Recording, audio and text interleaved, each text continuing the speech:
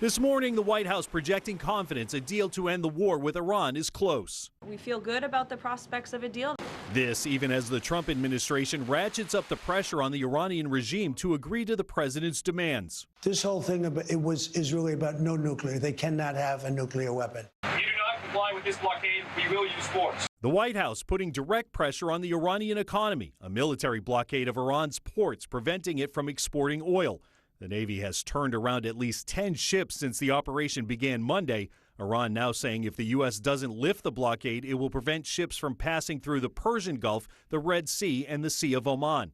It comes as Democrats back in Washington try once again to rein in the president's power to wage war. The motion is not agreed to. The latest War Powers resolution vote failing in the Senate, mostly along party lines. Republicans are going to be held accountable now and in November for their unquestioning support for a war of impulse and illusion that is costing Americans literally billions of dollars.